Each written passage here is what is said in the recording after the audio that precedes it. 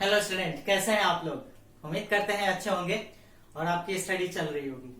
तो आज हम लोग आ गए हैं क्लास 9th का केमिस्ट्री का फर्स्ट चैप्टर लेकर के, मैटर। तो आइए हम लोग आज सीखते हैं मैटर क्या होता है। तो anythings that occupied space and having mass is called matter. For example ये मार्कर है, इस मार्कर में आपका मास है कुछ इसके पास, और साथ ही साथ इस स्पेस से ये कुछ स्पेस को कवर भी किए हुआ है, तो इसको हम क्या बोलेंगे, मैटर बोलेंगे। तो इस बेसिस पे आप अपने चारों तरफ देखिए, आपको बहुत सारे एग्जांपल मिल जाएंगे। जैसे कि आप जिस मोबाइल से वीडियो देख रहे हो या फिर जिस लैपटॉप से आप वीडियो देख रहे हो, वे भी आपके मैटर का एग्जांपल है। आपका प्लास्टिक, आपका ईंट, आपका जो घर बना हुआ है जो ब्रिक्स से बना हुआ है, वो भी आपका मैटर है। फैन, ये भी मैटर है। और जो कुछ भी आप देख रहे हो ना अपने आसपास में फिजिकल चीजें, वे सभी के सभी मैटर हैं। कुछ ऐसे भी चीजें हैं जो आपको नहीं दिख रहे हैं, जैसे कि एयर, गैसेस, वे सारे भी मैटर हैं। अब यहाँ पे आपके अंदर एक कंफ्यूजन हो सकती है कि गैस मैटर कैसे है, तो इसको हम लोग दूर करते हैं एक प्रैक्टिकल करके। तो आप क्या करो, एक गुब्बारा लो, एक बैलून लो। ये एक बैलून है और इसका वेट करो, इसका वेट कुछ आएगा, मान लो इसका वेट कुछ आया, ठीक है। अब फिर इसमें क्या करो, एयर भर दो, फिर उसका वेट करो, अब इसका वेट कुछ भी आएगा। तो आप देखोगे क्या, जिसमें आप एयर भरे हो ना उसका वेट ज्यादा आ रहा है, और जिसमें एयर नहीं था उसका वेट कम आ रहा है। ये ज्यादा वेट क्यों हो रहा है जबकि हम उसी बैलून का यूज कर रहे हैं? तो ये इसलिए हो रहा है क्योंकि इसमें आप एयर भर दिए हो और उस एयर का भी मास यहाँ पे कैलकुलेट हो रहा है, इसलिए इसका वेट ज्यादा आ रहा है, ठीक है। तो इस तरह से आप देख रहे हो कि एयर आपका मैटर है, ठीक है। तो आपके अंदर आएगा कि अच्छा, जो नहीं दिखता वो भी मैटर है, दैट मीन्स सच्चाई, मित्रता, ये सब क्या मैटर है? तो नहीं, ये सब मैटर नहीं है, क्योंकि ये सारे के सारे फिजिकल क्वांटिटीज नहीं है। अंडरस्टूड? चलिए, तो अभी आप समझ गए होंगे कि मैटर क्या होता है। अब हम लोग देखते हैं कि क्या मैटर की स्टडी अभी से स्टार्ट हुआ है? तो इसका जवाब है नहीं। मैटर की स्टडी अभी से नहीं हुआ है, मैटर की स्टडी पहले से ही हो रही है। हमारे जो भी ऋषि मुनि लोग थे, वे लोग भी इस चीज के बारे में बताते थे कि मैटर क्या होता है। तो उन लोगों के अनुसार ये था कि इस पूरा यूनिवर्स का जो फॉर्मेशन हुआ है, जो बना हुआ है, यह इन्हीं 5 एलिमेंट से बना हुआ है। हालांकि मैं इसके लिए एलिमेंट वर्ड इसलिए यूज कर रहा हूं क्योंकि वे लोग इन चीजों के लिए एलिमेंट वर्ड का ही यूज किए थे। इन्हीं चीजों से मिलकर बना हुआ है। हालांकि एलिमेंट क्या होता है आगे हम लोग बहुत ही अच्छे से समझेंगे।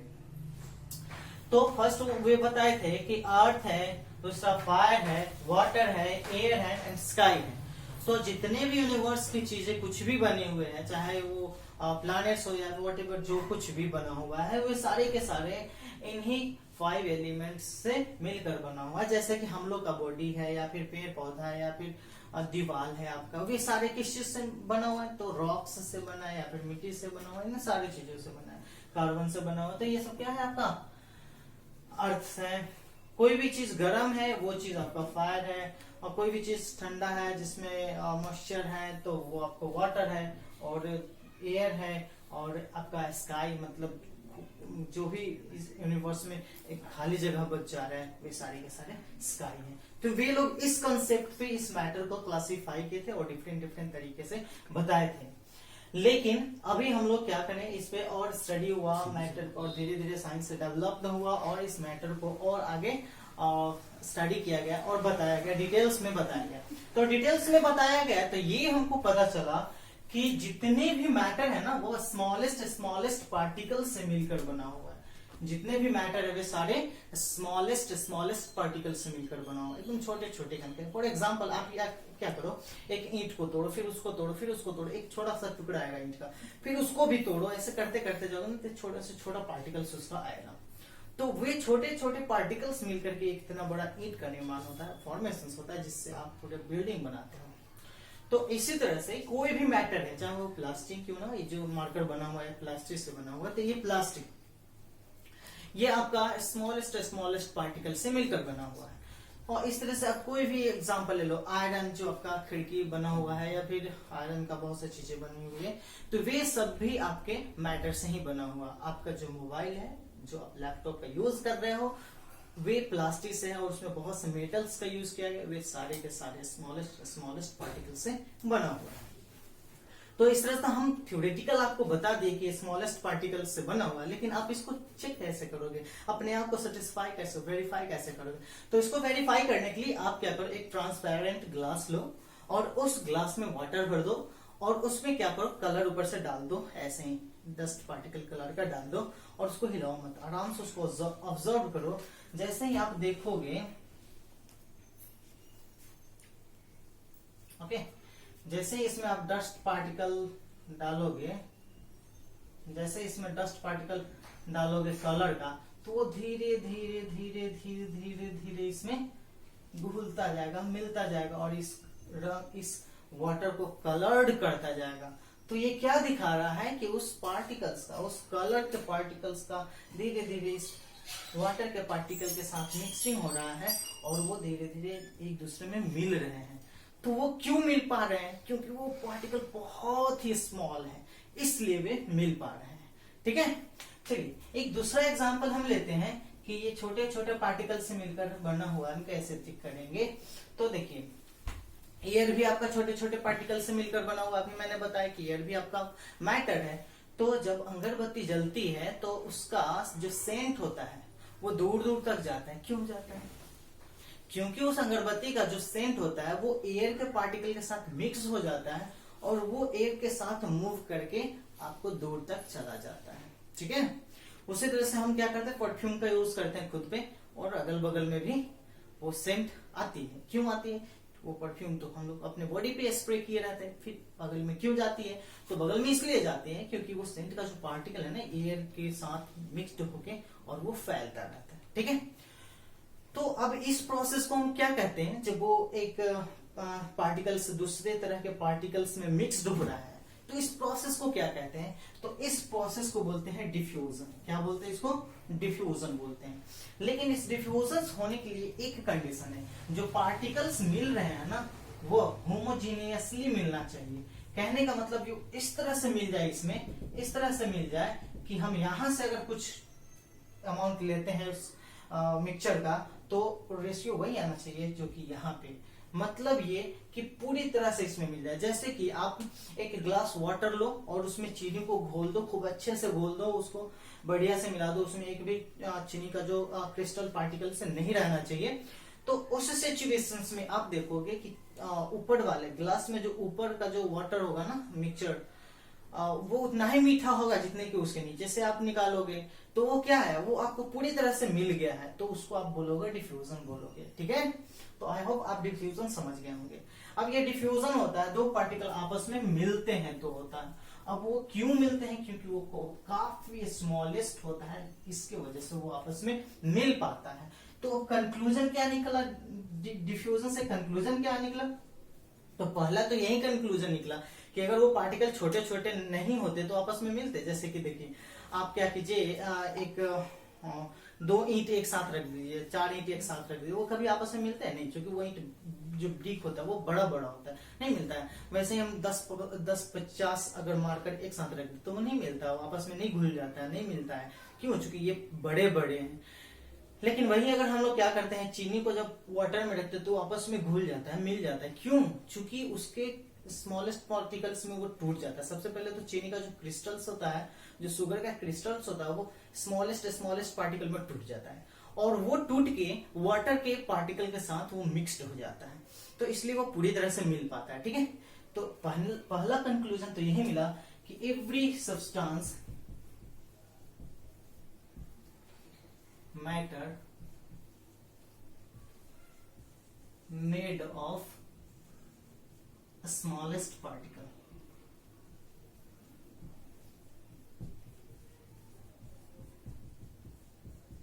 Okay, every substance or every matter made up of smallest particle. Okay, और दूसरा कंक्लूजन ये निकल रहा है कि अगरबत्ती पूजा घर में जला है और वो हमारे स्टडी रूम तक उसकी स्मेल आ रही है, वो हमको सेंटेड आ रहा है। क्यों आ रहा है? क्योंकि उस अगरबत्ती का जो स्मेल है वो एयर के साथ मिल रहा है और वो एयर के साथ मूव करते करते हमारे पास भी आ रहा है। इसका मतलब ये हुआ कि जो एयर का पार्टिकल है वो मूव कर रहा है। तो दूसरा कंक्लूजन ये हुआ कि जो पार्टिकल होते हैं ना वो कंटिन्यूअसली मूव करते रहते हैं। ठीक है, particle of matter move continuously.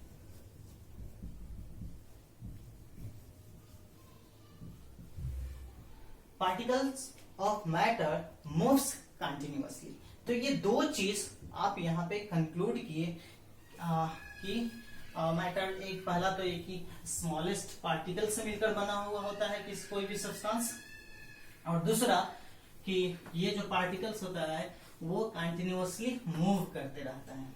ठीक है, अब यहाँ पे एक फैक्ट ये आपको बता दें कि मैंने अभी आपको बताया कि जितने भी मैटर होते हैं वे छोटे छोटे पार्टिकल से मिलकर बना हुआ होता है। तो जो एक बूंद होता है ना, 1 ड्रॉप ऑफ वाटर, जो बारिश में आप देखते हो कितना छोटा छोटा बूंद होता है, उस एक छोटे से बूंद में, उस एक छोटे से ड्रॉप में आपको 10 to the power 21 पार्टिकल्स होते हैं। तो आप समझ सकते हो कि कितने छोटे छोटे पार्टिकल से मिलकर कोई सब्सटेंस, कोई भी मैटर बना हुआ होता है, जिसको आप नेग्लिजिबल आई से आप नेक्ड आई से आप नहीं देख सकते हो। उसको देखने के लिए आपको माइक्रोस्कोप की जरूरत पड़ती है, और कई सारे पार्टिकल्स को देखने के लिए तो आप इलेक्ट्रॉनिक माइक्रोस्कोप की जरूरत पड़ती है। तो इस तरह से आप देख लीजिए कि ये कोई भी मैटर छोटे छोटे पार्टिकल से बना हुआ होता है। अब हम लोग देखेंगे कि ये पार्टिकल्स आपस में जुड़े हुए क्यों रहते हैं, और अभी हमने बताया कि डिफ्यूजन के साथ वो पार्टिकल्स मिक्स्ड हो जाता है। तो वो पार्टिकल मिक्स्ड क्यों हो जाता है, ऐसा क्या होता है उसमें कि मिक्स्ड हो जाता है? तो इस चीज को समझने के लिए आपको दो चीजें समझनी होगी। उससे पहले आप समझ लीजिए कि एटम क्या होता है और दूसरा मॉलिक्यूल्स क्या होता है। ठीक है, तो यहाँ पे एटम एंड मॉलिक्यूल्स पे उतने ज्यादा फोकस नहीं करेंगे, बस थोड़ा सा समझाएंगे। नेक्स्ट आगे जो टॉपिक्स हैं, जो चैप्टर्स हैं, उसमें हम लोग इसको बहुत ही डिटेल से पढ़ेंगे। ठीक है, तो अब ये देखिए, अब ये जो एटम्स होते हैं ना, किसी भी एटम्स एंड मॉलिक्यूल्स, अभी मैंने बताया कि कोई भी जो मैटर है वो स्मॉलेस्ट पार्टिकल से बना हुआ है। अगर हम एग्जांपल लेते हैं आयरन, मैं एग्जांपल लेता हूं वाटर, मैं एग्जांपल लेता हूं कॉपर, मैं एग्जांपल लेता हूं हाइड्रोजन, मैं एग्जांपल लेता हूं ऑक्सीजन, मैं एग्जांपल लेता हूं एयर। तो ये सारे मैटर्स का जो भी मैं एग्जांपल लिया वे सब के सब छोटे छोटे पार्टिकल से बना हुआ है। तो फिर उस छोटे पार्टिकल्स को क्या कहते हैं? तो उस छोटे पार्टिकल्स को हम लोग बोलते हैं या तो एटम बोलते हैं या फिर मॉलिक्यूल्स बोलते हैं। दैट मीन्स अगर एटम और मॉलिक्यूल्स को सिंपल तौर पे अगर डिफाइन करना हो तो आप बोल सकते हो the smallest particles of the matter is called atoms और मॉलिक्यूल्स। अब एटम कब होता है, मॉलिक्यूल्स कब होता है? तो एलिमेंट का जो स्मॉलेस्ट पार्टिकल्स होता है उसको हम लोग एटम बोलते हैं, और कंपाउंड का जो स्मॉलेस्ट पार्टिकल्स तो उसको हम लोग मॉलिक्यूल्स बोलते हैं। कुछ एलिमेंट्स का भी मॉलिक्यूल्स के फॉर्म में रहता है, तो इसको हम लोग डिटेल्स और आगे पढ़ेंगे। फिलहाल इतना समझ लीजिए। अब देखिए, ये जो छोटे छोटे पार्टिकल्स हैं, अब हम देख रहे हैं, आपको जब मैं एग्जाम्पल बताया हूं तो उसमें एक ब्रिक्स का एग्जाम्पल दिया हूं। ठीक है, एक ब्रिक्स का एग्जाम्पल दिया हूं, और फिर इसी में एक हाइड्रोजन का भी मैं एग्जाम्पल दिया हूं, और इसी में मैं एक वाटर का भी एग्जाम्पल दिया हूं। तो आपके दिमाग में आ रहा होगा सब मैटर ही है और सब स्मॉलेस्ट पार्टिकल से ही मिलकर बना है, फिर ये अलग अलग क्यों है? हाँ, तो इसको समझने के लिए हमको एक टर्म समझना होगा, इंटरमोलिक्यूलर स्पेस।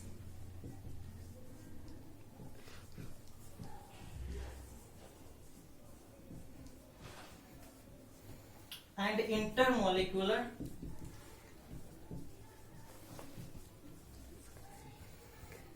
फोर्स। ठीक है, तो दो टर्म समझना होगा हमको इसको समझने के लिए, intermolecular space and intermolecular force. तो अब यहाँ पे हम लोग इन दो टर्म को समझ लेते हैं, इंटरमोलिकुलर स्पेस और फिर हम लोग समझ लेते हैं इंटरमोलिकुलर फोर्स। तो ये दोनों क्या होता है? तो अभी आपने देखा कि कोई भी मैटर है वो स्मॉलेस्ट पार्टिकल से मिलकर बना है। अब ये स्मॉलेस्ट पार्टिकल्स आपस में जुड़ा क्यों रहता है? मान लीजिए ये आपका कोई मैटर है, तो इसका जो स्मॉलेस्ट पार्टिकल्स है ये आपस में जुड़ा क्यों रहता है? तो इन पार्टिकल्स को आपस में जोड़ के रखता है वो इंटरमोलिकुलर फोर्स होता है। आप जानते हैं कि इस यूनिवर्स में कोई भी दो ऑब्जेक्ट है तो वो एक दूसरे को अट्रैक्शन फोर्स की वजह से खींचे हुए आपस के तरफ। अगर उसके अंदर अच्छा इंट्रैक्शन फोर्स है, उसके अंदर से अट्रैक्शन फोर्स अगर स्ट्रांग है तो काफी क्लोज होगा, नजदीक होगा। आपके बहुत सारे फ्रेंड होंगे लेकिन सब फ्रेंड के साथ आप उतने क्लोज नहीं होंगे जितना कि किसी खास एक या दो के साथ होंगे।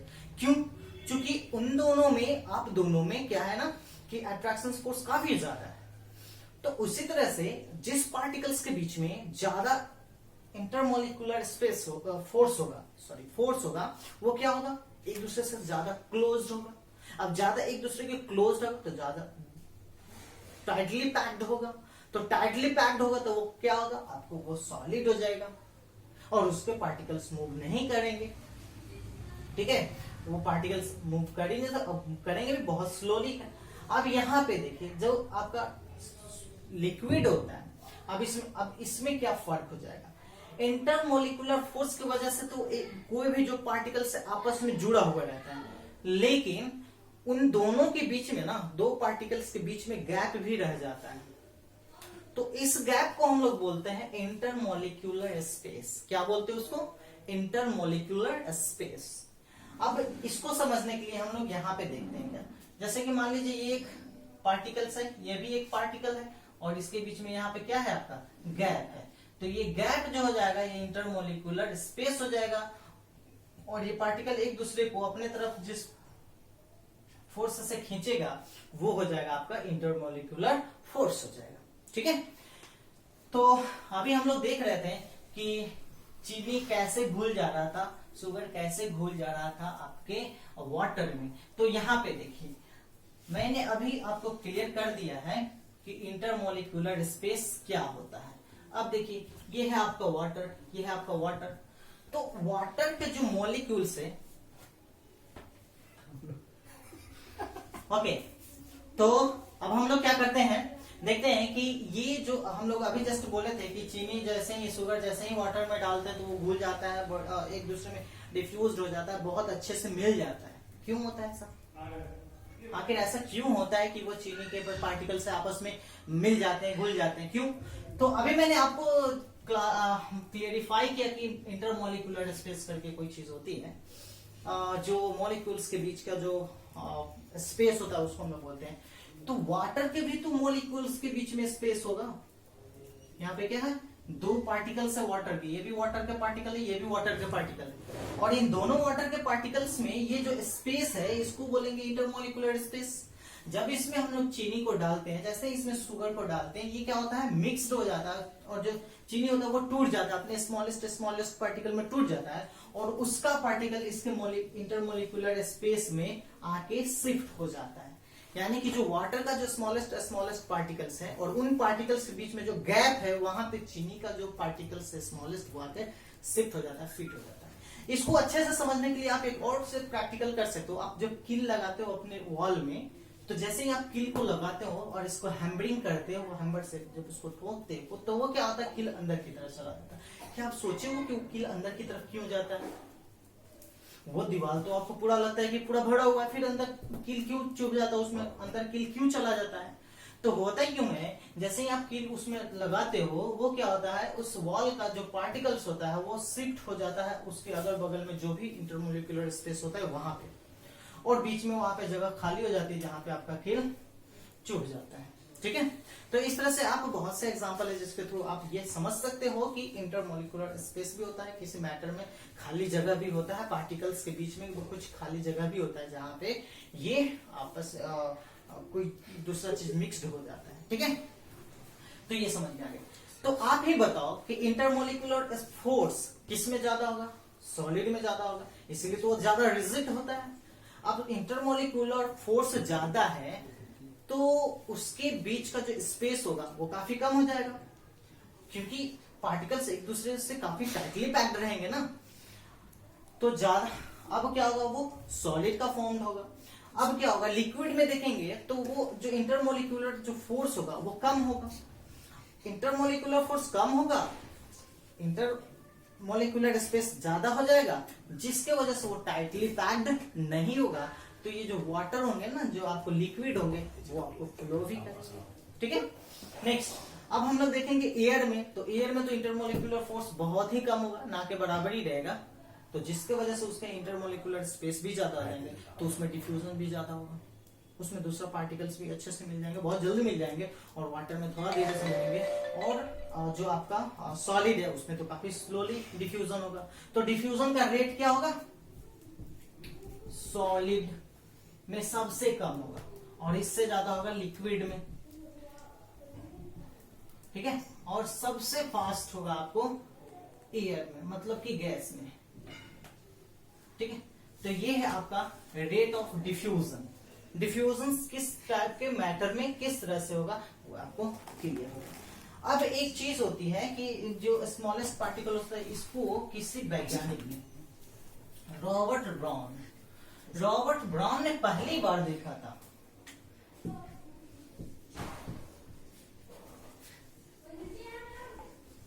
ओके। तो रॉबर्ट ब्राउन ने पहली बार देखा था पॉलन ग्रेन्स पार्टिकल्स को। ओके। तो सबसे पहले समझ लेते हैं कि पॉलन ग्रेन्स पार्टिकल्स क्या होता है। तो ये पॉलन ग्रेन्स, आप एक काम करो, आप फ्लावर को टच करो, फ्लावर को टच करोगे तो आपके हाथ में कुछ पार्टिकल्स लग जाएंगे।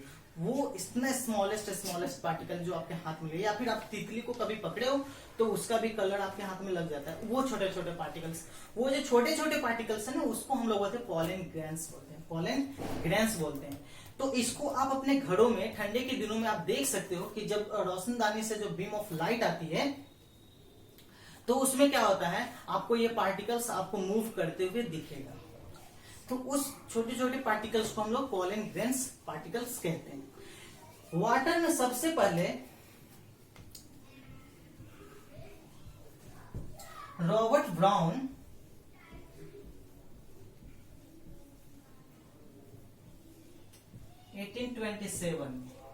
रॉबर्ट ब्राउन ने 1827 में ये चीज पहली बार देखे थे। वो कहाँ देखे थे, तो वाटर में देखे थे कि वाटर में एक छोटे छोटे पार्टिकल्स है जो कंटिन्यूअस मूव कर रहा है, इसमें जैसे तैसे अपना वॉन्डरिंग कर रहा है, मूविंग कर रहा है विदाउट मतलब उसमें कोई भी डायरेक्शंस का, विदाउट डायरेक्शंस का वो मूविंग कर रहा है, कंटिन्यूअसली मूविंग कर रहा है।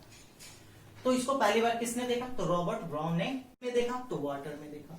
तो इनके रिस्पेक्ट में इस मोशन को, जो पॉलन ग्रेन्स मूव करता रहता है कंटिन्यूअसली विदाउट डायरेक्शंस का, तो इसको हम लोग बोलते हैं ब्राउनियन मोशन बोलते हैं। क्या बोलते हैं उसको, ब्राउनियन मोशंस।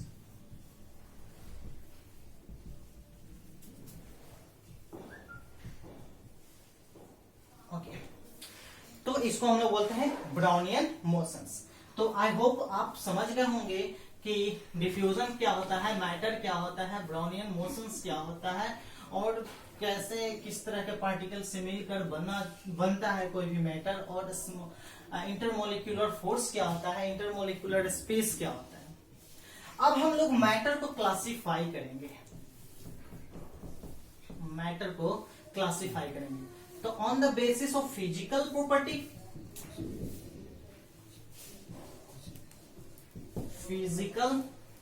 पे and on the basis chemical property. ठीक है। तो फिजिकल प्रॉपर्टी पे आ जाएंगे आपको, सॉलिड हो जाएगा आपका, लिक्विड हो जाएगा आपका, गैस। ठीक है। अब केमिकल प्रॉपर्टी के अकॉर्डिंग अगर हम इसको क्लासिफाई करेंगे तो हो जाएगा एलिमेंट, हो जाएगा आपका कंपाउंड, हो जाएगा आपका मिक्सचर।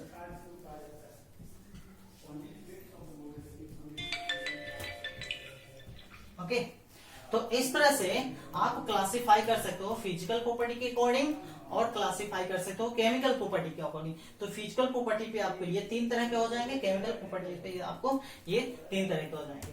जो केमिकल प्रॉपर्टी का होता है ना, यहाँ पे ये देख लीजिए, इसको ये जो होता है ये प्योर फॉर्म्ड होता है, ये प्योर सब्सटेंस होता है, प्योर मैटर होता है, और ये क्या होता है, इम्प्योर होता है। ओके, तो इस तरह से क्लासिफाई कर सकते हैं।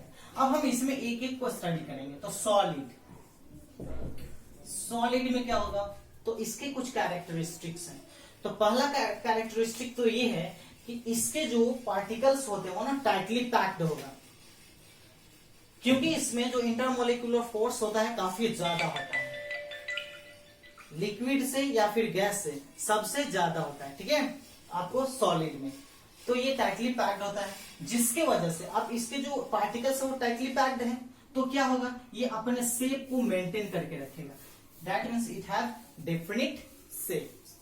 सॉलिड के पास कैसा होता है, डेफिनिट शेप होता है, ठीक है, और अपने साइज को भी मेंटेन करके रखता है, और साथ ही साथ इसका जो मास होता है वो भी निश्चित होता है, फिक्स्ड होता है। तो fixed shape and fixed mass दोनों इसमें फिक्स्ड होता है। क्या ये फ्लो करता है, भाई इतना स्ट्रॉन्ग इसके पास इंटरमोलिकुलर फोर्स है, वो तो अपने पार्टिकल्स को हिलने नहीं देगा, वो फ्लो कैसे करेगा, तो ये फ्लो नहीं करता है, ये फ्लो नहीं करता है, ठीक है।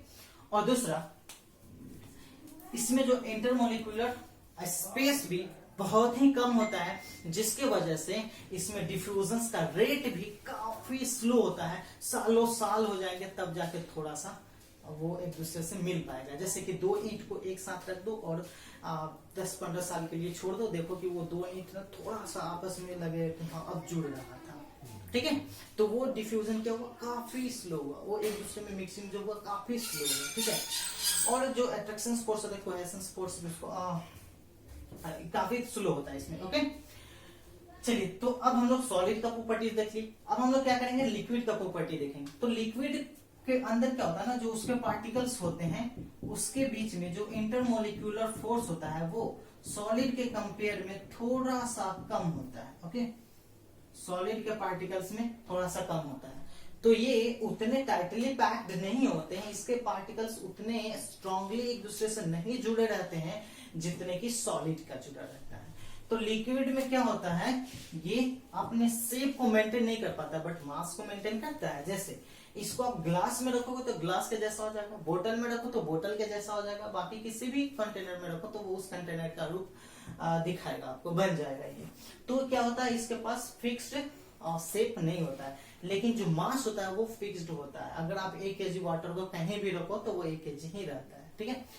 तो इसका, और इसमें अब डिफ्यूजन का रेट क्या होता है, तो डिफ्यूजन इसमें सॉलिड के कंपेयर में काफी फास्ट होगा। अब चूंकि इसके, अब हम लोग समझते हैं गैस को, तो गैस स्टेट्स को समझते हैं, तो इसका जो पार्टिकल होता है वो ना काफी दूर दूर होता है, क्योंकि इसके बीच जो इंटरमोलिक्यूलर फोर्स होता है वो काफी वीक होता है, काफी कम होता है, ठीक है। तो इसके पार्टिकल्स एक दूसरे से पैक्ड नहीं होते, एक दूसरे से जुड़े हुए नहीं होते, तो ये फ्रीली मूव करते हैं, और जिसके वजह से इसके पास ना फिक्स्ड शेप होता है ना फिक्स्ड मास होता है, ठीक है, और ये इजिली मूव करते रहता है, ठीक है। चलिए, तो ये तीनों चीज को, और डिफ्यूजन, रेट ऑफ डिफ्यूजन इसमें क्या होगा, तो सबसे हाईएस्ट होगा, क्योंकि इसके बीच जो मोलिकुलर स्पेस है वो काफी ज्यादा है। जाहिर सी बात है, इंटरमोलिकुलर फोर्स कम है, तो फोर्स कम है तो एक दूसरे से जुड़ा हुआ उतना तो स्ट्रॉन्ग रहेगा नहीं, तो क्या होगा, ये एक दूसरे से थोड़ा दूर दूर रहेगा, तो दूर रहने पे बीच में गैप भी तो ज्यादा हो जाएगा ना। अब गैप ज्यादा है तो वो इजिली किसी चीज को मिक्स कर सकता है, तो इसमें रेट ऑफ डिफ्यूजन भी काफी ज्यादा होगा।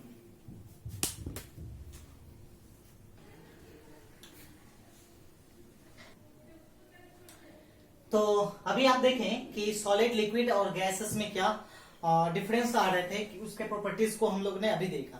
अब हम लोग देखेंगे कि जब इसको कंप्रेस्ड करते हैं तो क्या होता है। तो आप बताइए, अभी हम लोग ने डिस्कशन कर चुका है कि इंटरमोलिकुलर फोर्स क्या होता है, इंटरमोलिकुलर स्पेस क्या होता है और किसमें कितना ज्यादा होता है। तो सॉलिड में सबसे ज्यादा इंटरमोलिकुलर फोर्स होता है, और लिक्विड में उससे कम इंटरमोलिकुलर फोर्स होता है, और गैस में सबसे कम इंटरमोलिकुलर फोर्स होता है।